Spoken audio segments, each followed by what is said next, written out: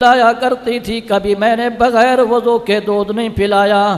جب بھی بچہ روتا تھا میں نے قرآن پڑھ کر اس کو چپ کرایا۔ لوری قرآن کی دیا کرتی تھی، بغیر وضو کے دودھ نہیں پلایا کرتی تھی۔ اس نے الحمدللہ ماں کی گود سے 6 پارے حفظ کر لیے۔ قاری صاحب نے فرمایا اماں پھر اس کو شروع بھی آپ نے کرایا ہے، ختم بھی آپ کراؤ، جو برکت تمہاری گود میں ہے وہ میرے مکتب میں نہیں۔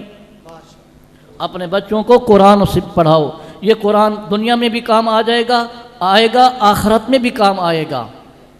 ہاں اپنے بچوں کو بچیوں کو قرآن پڑھاؤ۔ مجھے صحیح بتاؤ، یقین سے بتاؤ، بچہ ایم اے پاس ہو، ایم بی بی ایس ہو اور وہ کہے اے اللہ میرے اس ایم بی بی ایس کا اور ایم اے کا ثواب میرے ماں باپ کو پہنچا دو، صحیح سچ بتاؤ پہنچ جائے گا؟ کوئی فائدہ ہوگا؟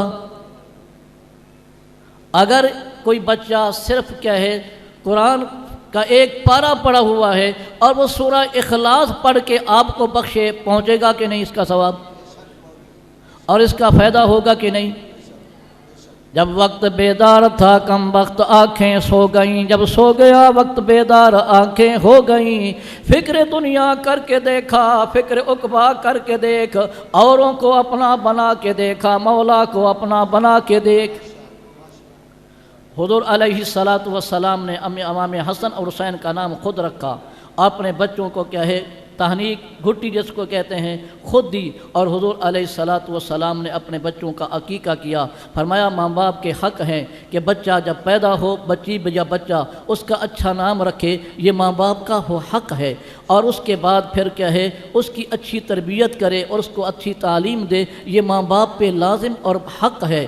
اور پھر کیا ہے اس کو اچھی دینی تعلیم دے، اللہ اور اس کے رسول کی اور قرآن کی محبت سکھائے۔ دعا ہے اللہ مجھے بھی ان باتوں پر عمل کرنے کی توفیق عطا فرمائے، اور آپ کو بھی۔ وعدہ کرتے ہیں انشاءاللہ ہم اپنے بچوں کو قرآن پڑھائیں گے، اپنے بچیوں کو قرآن پڑھائیں گے۔ بھئی یہی چیز ہے وفادار، قرآن وفادار کتاب ہے۔ دیکھو اس کی نسبت لکڑ سے بھی ہو جائے تو لکڑ بھی، ارے جس کو ریل کہتے ہیں اس کا بھی شان بڑھ جاتا ہے، تو جب انسان کے سینے میں آتا ہے اس کا شان بڑھ جاتا ہے۔ یہ تو اللہ کا کلام ہے۔ آج قاری صاحب پڑھ رہے ہیں، کل قیامت کے دن سبحان اللہ حضور علیہ السلام ہمیں قرآن سنائیں گے، اور پھر اللہ خود سورۃ الرحمن سنائے گا۔ کیا عالم ہوگا، کیا شان ہوگا۔ اس لیے دوستو قرآن سے دل لگاؤ۔ قرآن یہ کل ہمارے اوپر جو عذابات آ رہے ہیں اس کی وجہ یہی ہے کہ ہم قرآن سے دور ہو گئے۔